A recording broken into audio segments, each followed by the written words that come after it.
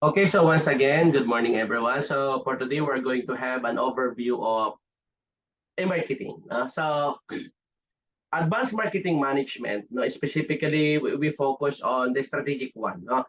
So we look forward that upon the successful completion of this course, no, an overview of strategic management and its associated learning objectives. No, the student will possess a comprehensive comprehension, no, of the historical backdrop of marketing, no, the fundamental principles and concepts that serve as the foundation of strategic marketing practices, and the crucial role that marketing assumes in the formulation and implementation of overarching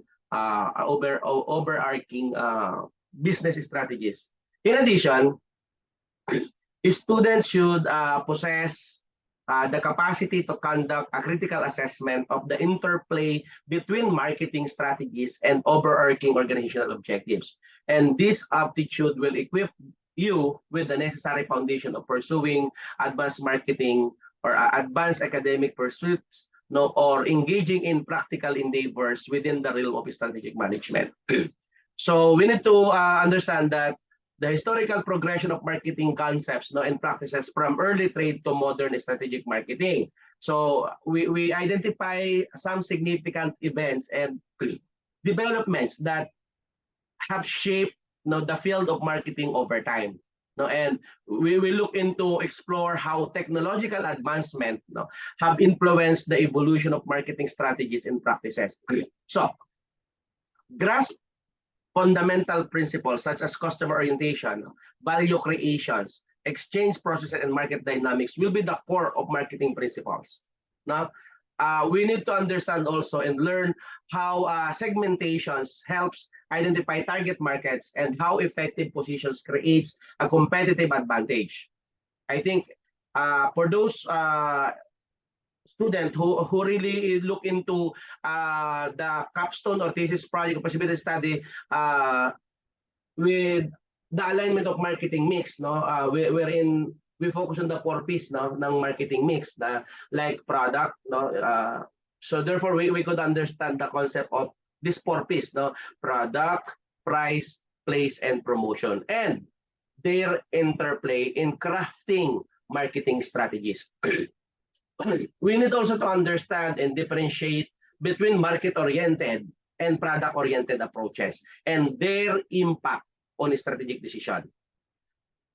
When it comes to marketing rule in business strategy, no, integration with business strategy, we need to recognize how strategic marketing aligns with and support broader business goals and objectives.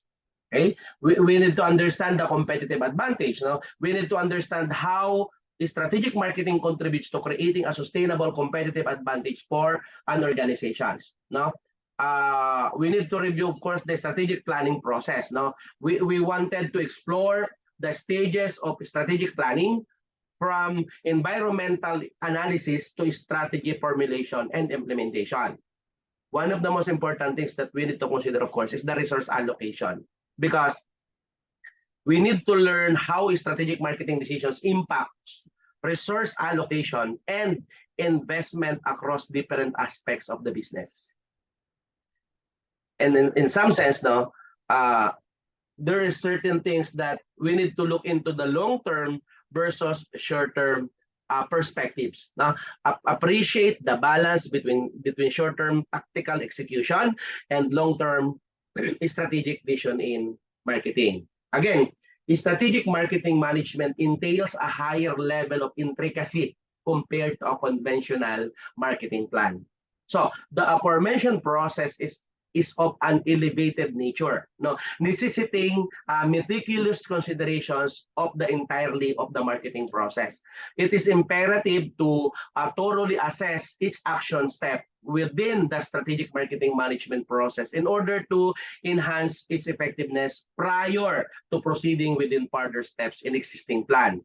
So the marketing strategy should possess the capacity to be comprehended by any member of the organizations, enabling them to grasp the objectives and strategies outlined therein, facilitating their ability to execute the plan effectively. Because naturally, the document will have technical components. Nonetheless, its overall structure will predominantly adhere to a clear yet comprehensive approach. So, ano na nga ba yung, or what are the 3 phases of strategic management? Siyempre, andyan si planning, hindi nawawala yan. Okay? Andyan si implementation, and of course, evaluation. Now, excuse the planning process, no, or the process of developing a detailed course of action in order to achieve specific goals or objectives will be planning. Similar to the case of product management, no, meticulously planning plays a crucial role in the realm of strategic management or marketing. Okay, this necessitates a comprehensive examinations of not only one's own enterprise but also the clientele and rivals involved. Yun ang napakamahalaga, no? The initial stage, no, involves doing a SWOT analysis, no? So what is SWOT analysis? Do you have an idea about SWOT analysis? What is SWOT analysis? Ako, sir. Yes, go ahead. Strength, weaknesses, opportunities, and threats po. Well said. Now, is there somebody who wanted to divide the SWOT analysis from their functions? Now, let's say, for example, strength and weaknesses is coming from, we look into what? When we say strength and weaknesses, we look into our internal. Yes, go ahead, Ma'am Jobilin. For us, strength and weaknesses is we look into the internal, so within the organization, while the opportunity and threats is outside, wherein the competition. Yes, well said. Okay, so very good. So, again, it is imperative to do a thorough analysis of the strengths and weaknesses inherent, sabi nga ni Ma'am, inside one's business prior to considering the potential possibilities and dangers that may arise from other sources. In addition to that, it is possible to incorporate a comprehensive competition study that examine the strategies and marketplaces of relevant entities. Moreover, it is also advisable to incorporate a PESTEL analysis. Ano naman yung PESTEL analysis? Volunteer. Kasi gagamitin niyo sa mga thesis niyo yan, possibly. What is PESTEL? Especially for those who are in line with marketing, with strategic management. Yes, go ahead, Ma'am Jobs, Ma'am Job. It's a PESTEL is for political, economic, social, technological, legal, and environment. Okay, so this time it's a broader, no, considerations, no, when it comes to our strategic management. Okay, now, encompassing an examination of the, sabi nga ni Ma'am, political, economic, social, technical, environmental, and legal dimension. With the acquisition of this, no, it is now appropriate to examine your marketing mix. Yung 4 na sinasabi natin. And this entails delineating your product within the context of the marketing mix, which companies or organizations, the elements of product, price, place, and promotion. Because the product components should already be well established. However, what is the appropriate pricing strategy for your product? Where will it be accessible for purchase or retrieval? Which method or promotion are most effective? Now, it is important. No, it is the time to establish objectives. It is imperative to ensure that the goals are formulated using the SMART criteria. What is SMART?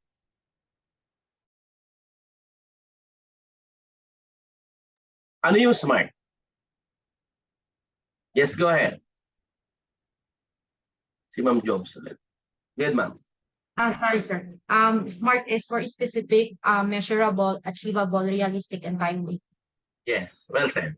Okay, so this will be, again, as I mentioned, it is important not to ensure that the goals are formulated using the SMART criteria, as what Madam Jobs mentioned. Okay, so facilitating a clear understanding of the specific objectives to accomplish and corresponding timeline for their achievement. Nevertheless, it may be advisable to grant a certain degree of flexibility, particularly in the case of a newly established enterprises.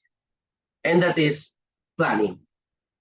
When it comes to implementation, the execution or application of a plan, process, or system will be the implementation. And this constitutes the implementation phase following the preceding stages of planning analysis. In this phase, no, the implementation of budgeting for stock and resources, establishment of distribution models and marketing channels, formulations of content plans, and implementation of cash flow accounting are all introduced. So the focus is on developing practical measures to effectively attain one's business objectives. I just want to reiterate, no, it is very crucial to acknowledge that although planning is vital, the process is subject to flexibility and may not remain fixed. Strategic marketing plans are intentionally created to process adaptability, allowing for reassessment in response to market fluctuations, such as the recent impact of the COVID-19 pandemic or challenges encountered in supplier acquisition. Napakarami. Kaya sabi ko kanina, it is very crucial na to acknowledge the implementation. Then afterwards, we may consider the evaluation, because the purpose of this analysis is to assess and critically examine the subject matter at hand. Numerous teams engage in the practice of conducting an evaluation upon the completion of a project. However, it is crucial to assess each stage of the strategic marketing management process upon its completion to ensure that no valuable insights are overlooked. Kasi most commonly sinasabi natin, okay, right after na lang, better for you to start, no, from the very beginning, no. Through the utilizations of analytical data, it is possible to monitor and assess the key performance indicators, no, established, as well as the advancement made towards achieving predetermined objectives. Monitor and record any modification made in a real time. Use this data to evaluate and identify more effective strategies for future endeavors. No? So a diverse array of data sources might be utilized for evaluation purposes, including, yun nga, more on IT, no, website traffic metrics, as well as consumer feedbacks. Actually, we have some steps, no, of a strategic marketing plan. Okay, so having acquired a fundamental understanding of the subject matter, it is now appropriate to delve into more strategic and practical aspect. And this guide outlines a 9-step process for developing a strategic marketing plan. Number 1, conduct a marketing audit. Because prior to contemplating potential future strategies, it is important to examine historical precedents. No? It is advisable to conduct a comprehensive marketing audit by retrospectively examining marketing activation and their corresponding outcomes, taking into account practical limitations. This entails compiling a comprehensive inventory of all marketing initiatives and evaluating the respective effectiveness. This will assist in refining your strategic marketing plan. It is also important to consider that to collect a market research. So, right after the first one, no, the next phase is acquiring a comprehensive understanding of positioning of your firm inside the marketplace. Conducting market research, no, with target users or consumers is essential, no, for gaining a comprehensive understanding of strategic directions. This process aids in developing a sense of directions that is informed by empirical data and insights. No? Afterwards, understand your audience. Upon obtaining the outcomes of your market research, the subsequent course of action is precisely delineating the specific target audience to be addressed in your strategic marketing plan. This may pertain to a distinct demographic characteristics by factors such as socioeconomic status, age, gender or sex, and other relevant attributes. In research, no, most commonly, di natin ginagamit yung gender, no? Especially kung sa survey questionnaire or sa statement of problem. Most commonly, ginagamit natin sex, not gender. Okay? Kasi pag sex, at least male and female. Pag gender, marami tayong ilalagay na ano. Okay? Right after, developing your positioning and messaging is important. I believe, no, the success or failure of marketing initiatives heavily relies on the effectiveness of the messaging employed. During this stage of strategy development, no, it is imperative to clearly articulate and formally record the desired brand positions in the intended perception of the organizations among customers within the market. Then afterwards, set company and marketing goals. One of the principal aims of strategic marketing is to synchronize one's endeavors with the overarching goals and objectives of the organizations and the present moment in an opportune time to undertake this endeavor. After setting your company marketing goals, you may look into to determine your budget. The influence of financial resources is particularly pronounced in the context of the effectiveness in scopes of one's marketing initiatives. It is vital to establish a clear and precise determination of one's desired expenditure at present, no? As this will effectively prevent any potential overspending and financial strain in the future. Then, right after determining your budget, look into developing a marketing campaigns. Now, subsequently, it is now appropriate to transition into the realm of actual applications. You need to initiate the formulations of targeted marketing campaigns that align with the channels and possess the highest probability of effectively reaching the intended client segment. Then after that, develop an implementation timeline, because the timing, no, of flight dates is crucial. Hence, it is advisable to establish precise dates for your campaigns prior to their launch. This will also facilitate the evaluation of outcomes. No? Then afterwards, evaluate and make improvements. The concluding phase, no, is the formulation of a strategic marketing strategy, is evaluating the outcomes of implemented campaigns in order to identify successful strategies and areas for improvements. No? Hence, facilitating informed decision-making for your future endeavors. One effective approach to acquiring knowledge is frequently to examine the achievement of individuals who have made significant progress in the desired field. Consequently, let us explore some instances of strategic marketing as another cases. No, I think you are familiar with the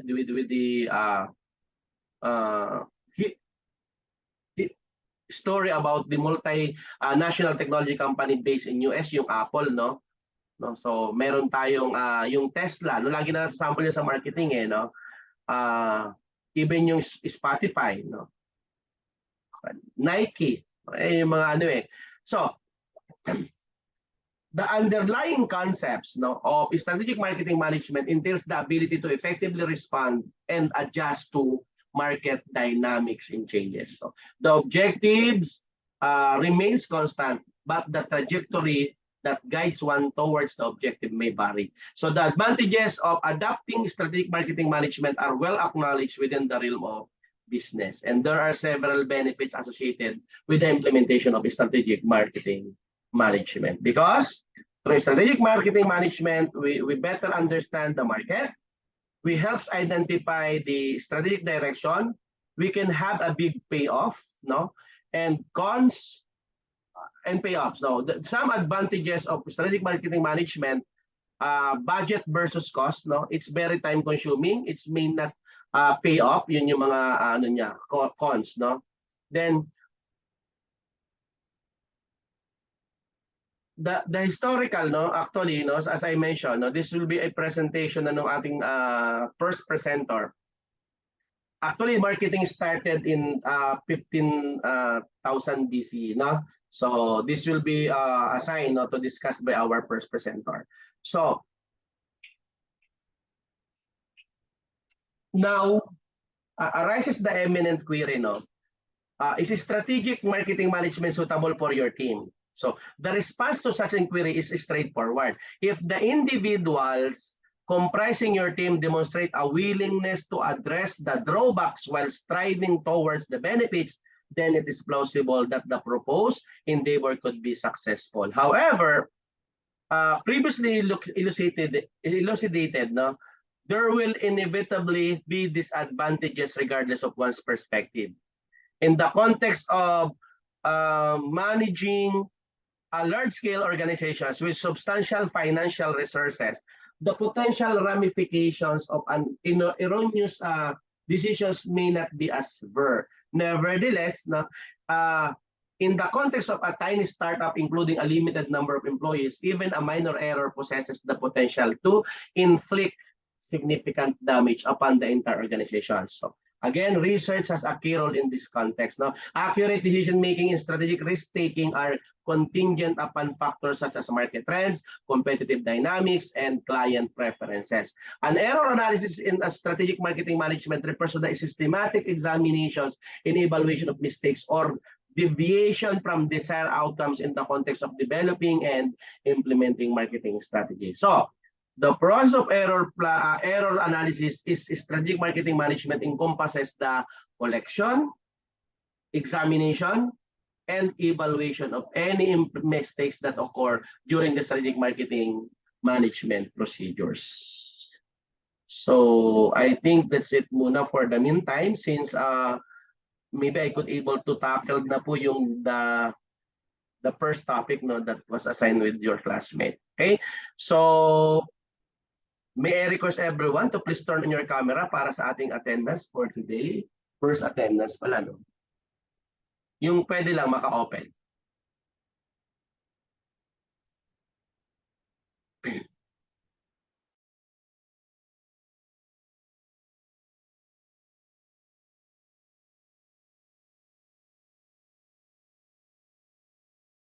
Okay, so 1, 2, 3.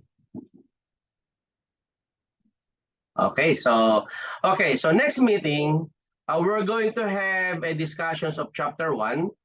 Chapter 1 lang muna tayo next meeting. So kung wala po yung presenter, ako na po yung magdi-discuss. Let's say for example, if you are not available during your schedule, so kapag wala yung presenter, ako na po yung magdi-discuss. So hindi na po ako magbibigay ng ibang task sa'yo. So kaya po, ina-advise ko na mag-submit agad kayo ng pre-recorded para pag wala po kayo, pwede ko siyang ma-play. Yun po ang idea nun.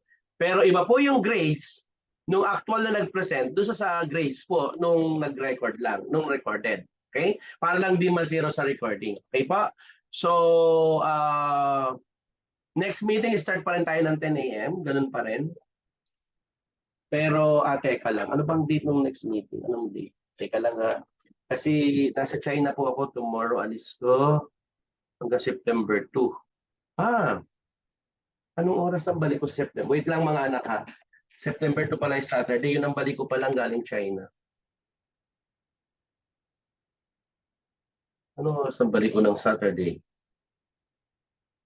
September 2. Wala pa yung pagbalik ko. Wala pang date. Basta in case of ano po, pwede naman ako pwede naman po ako mag mobile phone. So kung be sure that our presenter po available kasi ang hirap mag-discuss kapag ako po ay naka-phone, no? Kaya kasi kapag wala po yung presenter, hindi po tayo na next topic, hindi po tayo ganoon. So kung wala yung presenter, ako po ang magpipresent ng topic ninyo. Okay? Ngayon, kung kayo po may video presentation, pwede po nating ma-play yon. Pag kayo po talaga ay mayroong mga emergency, bigla nag-brown out sa inyo, bigla may emergency sa office, yun po ang idea ng pre-recorded. Ano pa? Okay, so thank you for attending our class. Looking forward that you will be able to finish your master's degree in business administration. Okay? God bless everyone. Stay safe. See you next week. God bless. Thank you, sir. Thank you, sir. Bye po. Thank you. Bye-bye.